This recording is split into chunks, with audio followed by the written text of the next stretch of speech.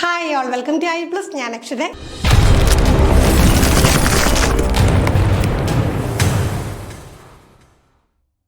ഇന്ന് നമുക്ക് സൈക്കോളജിയിലെ ചോദ്യങ്ങൾ എന്ന് പറയുമ്പോഴത്തേക്ക് നമ്മൾ സ്ഥിരമായിട്ട് എന്ത് ചെയ്യണം, വർക്കൗട്ട് ചെയ്തുകൊണ്ടിരുന്നില്ലെങ്കിൽ മറന്നു പോകും.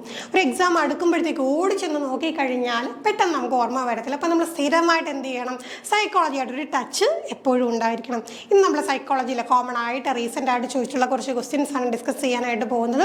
ക്വസ്റ്റ്യൻ പാറ്റേൺ എങ്ങനെയാണ്, സ്ഥിരമായി റിപ്പീറ്റ് ചെയ്യുന്ന മേഖലകൾ എന്തൊക്കെയാണ്, ഇതൊക്കെ നമുക്ക് എന്താണ് ടച്ചിൽ നിൽക്കാൻ വേണ്ടി ഇത്തരം വീഡിയോസ്, ഇത്തരം സെക്ഷൻസ് നിങ്ങളെ ഹെൽപ്പ് ചെയ്യും. നമുക്ക് ആദ്യത്തെ ചോദ്യത്തിലേക്ക് കിടക്കാം. Academic performance and intellectual abilities gradually improve in children who live deprived settings and in the enriched settings. The above argument points primarily towards which of the following debates of development. അപ്പം നോക്കി, ചോദ്യം കേൾക്കുമ്പോൾ എന്തോ ഒരു വലിയ സംഭവമാണ്, ഒരുപാട് കാര്യങ്ങൾ അവിടെ പറഞ്ഞു. എന്തൊക്കെ കാര്യങ്ങൾ പറഞ്ഞു പോയി? ഒന്ന്, academic performance and intellectual abilities. Academic പെർഫോമൻസും ഇൻ്റലക്ച്വൽ എബിലിറ്റീസും ഗ്രാജുവലി ഇമ്പ്രൂവ് ആകും. എപ്പോൾ? ഡിപ്രൈവ്ഡ് സെറ്റിങ്സിൽ നിന്ന്, അതായത് വളരെ പരിമിതമായിട്ടുള്ള അവസ്ഥകളിൽ നിന്ന് എങ്ങോട്ട് പോകുമ്പോൾ എൻറിച്ച്ഡ്, അവർക്ക് പരിപോഷിപ്പിക്കാൻ കഴിയുന്ന സാഹചര്യങ്ങളിലേക്ക് കുട്ടികൾ പോകുമ്പോൾ അവരുടെ അക്കാദമിക് പെർഫോമൻസും ഇൻ്റലക്ച്വൽ എബിലിറ്റി എന്ത് ചെയ്യും, ഗ്രാജുവലി ഇൻക്രീസ് ചെയ്യും. അപ്പോൾ ഇവിടുത്തെ ചോദ്യം ഇതാണ്, ഈ ഒരു ആർഗ്യുമെൻ്റ് നമ്മൾ എന്തിലേക്കാണ്, ഡെവലപ്മെൻറ്റിൻ്റെ ഏത് ആസ്പെക്റ്റിലേക്കാണ് വഴി തെളിയിക്കുന്നതെന്നാണ് നമ്മുടെ ചോദ്യം. ഓപ്ഷൻസ് നമുക്ക് നോക്കാം. Continuity versus discontinuity, entity versus incremental, heredity versus environment, differentiation versus integration. നമുക്കിതൊന്നും അറിയത്തില്ലെങ്കിൽ തന്നെ നമ്മൾ ഡെവലപ്മെൻറ്റ് എന്നുള്ള ആ ഒരു മേഖല പഠിച്ചിട്ടുള്ളവരാണെങ്കിൽ നമുക്കറിയാം, ഡെവലപ്മെൻറ്റിൽ നമ്മൾ there is A play between heredity and environment നമ്മൾ പഠിച്ചിട്ടുണ്ട് അല്ലേ. അപ്പോൾ ഹെറിഡിറ്റി അതോടൊപ്പം തന്നെ എൻവിയോൺമെൻറ്റ് രണ്ടും ഒരു വ്യക്തിയുടെ ഡെവലപ്മെൻറ്റിൽ വളരെ വലിയൊരു പങ്ക് വഹിക്കുന്നുണ്ട്. അപ്പോൾ നോക്കിക്കേ, ഈ ഒരു കാര്യം നമ്മൾ മനസ്സിലാക്കി കഴിഞ്ഞാൽ ഒരു സെറ്റിങ്ങിൽ നിന്ന് മറ്റൊരു സെറ്റിങ്ങിലേക്ക്, അതായത് ഡിപ്രൈവ്ഡ് സെറ്റിങ്ങിൽ നിന്ന് എൻറിച്ച്ഡ് ആയിട്ടുള്ള സെറ്റിങ്ങിലേക്ക് പോകുന്ന ടൈമിൽ എന്ത് സംഭവിക്കുന്നുണ്ട്, അക്കാദമിക് പെർഫോമൻസും ഇൻ്റലക്ച്വൽ എബിലിറ്റിയും ഒക്കെ എന്താണ് ഗ്രാജുവലി ഇൻക്രീസ് ആകുന്നുണ്ട് എന്ന് നമ്മൾ പറയുമ്പോൾ അത് എന്ത് തിയറിയായിട്ട് നമുക്ക് കണക്ട് ചെയ്യാം? തീർച്ചയായിട്ടും ഹെറിഡിറ്റി വേഴ്സസ് എൻവിയോൺമെൻറ്റ്. നമ്മൾ ഈ പറയുന്ന കണ്ടിന്യൂറ്റി വേഴ്സസ് ഡിസ്കണ്ടിന്യൂറ്റി ആണെങ്കിലും, എൻറ്റൈറ്റി വേഴ്സസ് ഇൻക്രിമെൻ്റൽ ആണെങ്കിലും, ഡിഫറൻസിയേഷൻ വേഴ്സസ് ഇൻ്റഗ്രേഷൻ ആണെങ്കിലും ഒന്നും എന്താണ് ഈ ഡെവലപ്മെൻറ്റൽ തിയറീസുമായിട്ട് ബന്ധപ്പെട്ട് നമ്മൾ പഠിച്ചു പോയിട്ടുള്ള കാര്യമല്ല. അതിൽ നിന്ന് തന്നെ നമുക്ക് എന്ത് ചെയ്യാം, എലിമിനേറ്റ് ചെയ്യാം. അപ്പോൾ ഒരു എൻവയോൺമെൻറ്റിൽ പുതിയൊരു നല്ല സാഹചര്യം വരുമ്പോഴത്തേക്ക് എന്ത് സാധിക്കുന്നുണ്ട്, ഇൻ്റലക്ച്വൽ എബിലിറ്റീസും പെർഫോമൻസും ഒക്കെ എന്ത് ചെയ്യുന്നുണ്ട്, ഗ്രാജുവലി ഇൻക്രീസ് ചെയ്യുന്നത് ഈ ഒരു ഹെറിഡിറ്റി വേഴ്സസ് എൻവയോൺമെൻറ്റ് ആ ഒരു മേഖലയുമായിട്ട് ഡെവലപ്മെൻറ്റിൽ നമ്മൾ പ്രധാനമായിട്ടും നമുക്ക് എന്ത് മനസ്സിലാക്കാം, എൻവയോൺമെൻറ്റ് എന്നുള്ളൊരു കാര്യമാണല്ലേ. ഡിപ്രൈവ്ഡ് എൻവയോൺമെൻറ്റിൽ നിന്ന് എൻറിച്ച്ഡ് എൻവയോൺമെൻറ്റിൽ പോയപ്പോഴത്തേക്ക് ആ ഒരു ബെറ്റർമെൻറ്റ് ഉണ്ടായി എന്നുള്ള കാര്യമാണ് ഇവിടെ പറയുന്നത്. അടുത്ത ചോദ്യം, which of the following factor is not proposed by Jean പിയാഷെ as affecting change in cognition. പിയാഷെയുടെ തിയറിയെ നമുക്ക് ഒരിക്കലും ചോദ്യപേപ്പറിൽ നിന്ന് ഒഴിവാക്കാൻ സാധിക്കില്ല, ഭയങ്കര ഇമ്പോർട്ടൻ്റ് ആണ്. പിയാഷെയുടെ ബന്ധപ്പെട്ട കുറേ കാര്യങ്ങൾ നമ്മൾ പഠിക്കുകയും ചെയ്തു. അപ്പോൾ അദ്ദേഹത്തിൻ്റെ കോഗ്നിഷൻ എന്നുള്ള ഐഡിയയുമായിട്ട് ബന്ധമില്ലാത്തത് ഈ കൂട്ടത്തിൽ ഏതാണ്? Activity, biological maturation, cultural tools, equilibration. ഇതിൽ 3 ടേംസ് നമ്മൾ നോക്കിക്കഴിഞ്ഞാൽ തീർച്ചയായിട്ടും പിയാഷെയുടെ തിയറിയുമായിട്ട് ബന്ധപ്പെട്ടതാണ്. ആക്ടിവിറ്റി നോക്കിയാലും, ബയോളജിക്കൽ മെച്ചുറേഷൻ നോക്കിയാലും, ഇക്വിലിബ്രേഷൻ നോക്കിയാലും ആരുമായിട്ട് ബന്ധപ്പെട്ടാണ്? പിയാഷെയായിട്ട് ബന്ധപ്പെട്ടാണ്. എന്നാൽ ഒരൊറ്റ ഓപ്ഷൻ ഏതാണ്? കൾച്ചറൽ ടൂൾസ് എന്ന് പറയുന്നത് പിയാഷെയുമായി ബന്ധപ്പെട്ടതല്ല, അത് മറ്റൊരു വ്യക്തിയുമായി ബന്ധപ്പെട്ടാണ്. സാംസ്കാരിക ഉപകരണങ്ങൾ, കൾച്ചറൽ ടൂൾസ്. തീർച്ചയായിട്ടും കൾച്ചറൽ ടൂൾസ് ആരുമായി ബന്ധപ്പെട്ട എന്ന് അറിയാവുന്നവർ കമൻറ്റ് ചെയ്യാൻ മറക്കരുത്. കമൻറ്റ് സെക്ഷനിൽ നമുക്ക് ചെക്ക് ചെയ്യാം ഉത്തരം എത്ര പേർക്ക് കിട്ടിയിട്ടുണ്ടെന്ന്. നമ്മൾ ഓൾറെഡി കൾച്ചറൽ ടൂൾസിനെ കുറിച്ചുള്ള ചോദ്യങ്ങൾ ഡിസ്കസ് ചെയ്ത് നമ്മുടെ ചാനലിൽ തന്നെ അപ്ലോഡ് ചെയ്തിട്ടുണ്ട്. ഡൗട്ടുള്ളവർക്ക് ആ വീഡിയോസ് ചെക്ക് ഔട്ട് ചെയ്യാം. അടുത്ത ചോദ്യം, വൈൽ പിയാഷെ views children of dash, Vygotsky views children of dash. അപ്പം നോക്കുകയും ഇവിടെ നമുക്ക് 2 പേരുടെ പോയിന്റ് ഓഫ് വ്യൂ ആണ് കൊടുത്തേക്കുന്നത്. ആരുടെ ഏതൊക്കെയാണ്? പിയാഷെയും വൈഗോട്സ്കിയും. നമുക്ക് പിയാഷെയുടെയും വൈഗോട്സ്കിയുടെയും ബ്രൂണറിൻ്റെ ഒക്കെ ഐഡിയാസ് പഠിക്കാനുണ്ട്. അപ്പം ഇവരൊക്കെ എങ്ങനെയാണെന്ന് ചിൽഡ്രനെ നോക്കി കണ്ടത് എന്ന് നമ്മൾ തീർച്ചയായിട്ടും അറിഞ്ഞിരിക്കണം. പിയാഷെയുടെ പോയിന്റ് ഓഫ് വ്യൂവിൽ എങ്ങനെയാണ്, വൈഗോട്സ്കിയുടെ പോയിന്റ് ഓഫ് വ്യൂവിൽ എങ്ങനെയാണ്? തീർച്ചയായിട്ടും 2 പേരുടെയും പോയിന്റ് ഓഫ് വ്യൂവിൽ നമുക്ക് എന്ത് മനസ്സിലാക്കാം? ചിൽഡ്രൻ ആക്റ്റീവാണല്ലേ, ഒരിക്കലും പാസീവ് അല്ല. അപ്പോൾ നമുക്ക് പാസീവ് വരുന്ന ഓപ്ഷൻസ് ജസ്റ്റ് ഒന്ന് എലിമിനേറ്റ് ചെയ്ത് നോക്കിയാൽ തന്നെ നമുക്ക് ഉത്തരത്തിലോട്ട് പോകാം.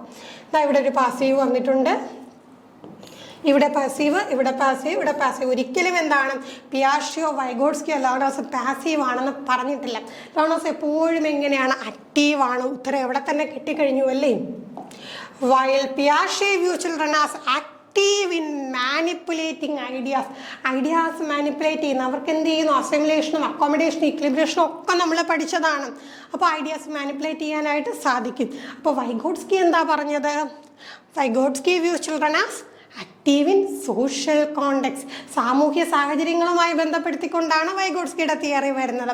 അപ്പോൾ നമുക്ക് എങ്ങനെ ഒരു കൺക്ലൂഷനിലെത്താം, വൈൽ പിയാഷെ views children as active in manipulating ideas as Vygotsky views children as active in social context. അപ്പോൾ സോഷ്യൽ സെറ്റിംഗ്, അതായത് സാമൂഹ്യ സാഹചര്യങ്ങൾ ഒരു ലേണറിൻ്റെ ലേണിംഗ് പ്രോസസ്സിൽ എത്ര വലിയ പങ്ക് വഹിക്കുന്നു എന്നതിനെക്കുറിച്ച് വൈഗോട്സ്കി തീർച്ചയായിട്ടും നമുക്ക് എന്താണ് ഒരുപാട് ഐഡിയാസ് പകർന്ന് തന്നിട്ടുള്ളതാണ്. അടുത്ത ചോദ്യം, according to Vygotsky, dash plays an essential role in helping learners progress through the zone of proximal development. വളരെ ഇമ്പോർട്ടൻ്റ് ആയിട്ടുള്ള ചോദ്യം, അത്രയധികം റിപ്പീറ്റ് ചെയ്തിട്ടുള്ളതാണല്ലേ. എന്താണ് സോൺ ഓഫ് പ്രോക്സിമൽ ഡെവലപ്മെൻറ്റ്? അതായത് കുട്ടിക്ക് സ്വന്തം ആ ഒരു പ്രയത്നം കൊണ്ട് എത്തിച്ചേരാൻ കഴിയുന്ന ഒരു ലെവലുണ്ട്. അതിന് മുകളിൽ മറ്റൊരു വ്യക്തിയുടെ സഹായത്തോടു കൂടി, മോർ നോളജബിൾ അതേഴ്സിൻ്റെ സഹായത്തോടു കൂടി എത്തിച്ചേരാൻ കഴിയുന്ന ഒരു ലെവലുമുണ്ട്. അപ്പോൾ അതിനെയാണ് നമ്മൾ എന്ത് പറയുക, സോൺ ഓഫ് പ്രോക്സിമൽ ഡെവലപ്മെൻറ്റ് എന്ന് പറയുന്നത്. അപ്പോൾ സോൺ ഓഫ് പ്രോക്സിമൽ ഡെവലപ്മെൻറ്റിൽ എസെൻഷ്യൽ റോള് വഹിക്കുന്നത് ആരാണ്? ഓൾറെഡി ഉത്തരം ഞാൻ പറഞ്ഞു കഴിഞ്ഞു. നമുക്ക് ഓപ്ഷൻ നോക്കാം. Physical environment, more knowledgeable others, maturation, positive reinforcement. നമുക്കറിയാം ആരാണ്. MKO എന്ന് ചിലപ്പോൾ പരീക്ഷാ പേപ്പറിൽ കാണും. ആരാണ് മോർ നോളജബിൾ അതേഴ്സ്? ഈവൻ അത് ആകാം, ടീച്ചേഴ്സ് ആകാം, എൽഡേഴ്സ് ആകാം. ആ ഒരു പർട്ടിക്കുലർ മേഖലയിൽ ഈ പറയുന്ന ലേണറിനെ, ഈ പറയുന്ന സ്റ്റുഡൻറ്റിനേക്കായും എന്താ പ്രാവീണ്യമുള്ള ഒരു വ്യക്തി, അറിവുള്ള വ്യക്തി, തീർച്ചയായിട്ടും ആ ഒരു വ്യക്തിക്ക് എന്താണ് ഈ ഒരു കുട്ടിയെ സഹായിക്കാനായിട്ട് സാധിക്കും. അപ്പോൾ ആ ഒരു കാര്യമാണ്, ആ ഒരു ഐഡിയ ആണ് അവിടെ കൺവേ ചെയ്യുന്നത്. അടുത്ത ചോദ്യം, Howard Gardner proposed that intelligence. നമുക്ക് ഇൻ്റലിജൻസുമായിട്ട് ബന്ധപ്പെട്ട് കുറച്ചധികം കാര്യങ്ങൾ പഠിക്കാനുണ്ട്. നമുക്ക് ആദ്യം ഇൻ്റലിജൻസ് എന്താണെന്ന് പഠിക്കാനുണ്ട്, പിന്നെ ഇൻ്റലിജൻസ് ടെസ്റ്റുകളെ കുറിച്ച് പഠിക്കാനുണ്ട്. ഏറ്റവും കൂടുതൽ എന്നാൽ ചോദ്യം വരുന്ന മേഖല എന്താണ്, ഇൻ്റലിജൻസിനെ കുറിച്ചുള്ള പല പല തിയറികളാണ്. യൂണിഫാക്ടർ തിയറിയിൽ തുടങ്ങി നമുക്ക് ഏറ്റവും റീസെൻ്റ് ആയിട്ട് വരുന്ന തിയറീസ് വരെ എന്ത് ചെയ്യാറുണ്ട്, പരീക്ഷാ പേപ്പറിൽ ചോദിക്കാറുണ്ട്. അതിൽ ഏറ്റവും കൂടുതൽ റിപ്പീറ്റ് ചെയ്ത് ചോദിച്ചിട്ടുള്ള തിയറികളിൽ ഒന്നാണ് ഹവാർഡ് ഗാർഡനറിൻ്റെ തിയറി. അപ്പോൾ ആ തിയറിയുമായി ബന്ധപ്പെട്ട ഒരു ചോദ്യം നമുക്ക് നോക്കാം. Howard Gardner propose that intelligence എന്ന് പറഞ്ഞ ഹവാർഡ് ഗാർഡനറുടെ അഭിപ്രായത്തിൽ എന്താണ്, can be differentiated into multiple kinds, is influence only by genetics and not by environmental factors, is dominantly about recall and memorization, is primarily about emotional learning. അപ്പം നോക്കിക്കും, Howard ഗാർഡനറുടെ അഭിപ്രായത്തിൽ intelligence എന്ന് പറയുന്നത് എന്താണ്?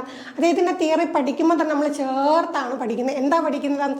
Howard Gardner's theory of multiple intelligence. അദ്ദേഹം പറയുന്നത് എന്താണ്, ഒരു വ്യക്തിയിൽ ഒരു ഇൻ്റലിജൻസ് മാത്രമല്ല, പകരം എന്താണ് പല ടൈപ്പ് ഇൻ്റലിജൻസുകൾ ഉണ്ടാകും, മൾട്ടിപ്പിൾ ഇൻ്റലിജൻസ്.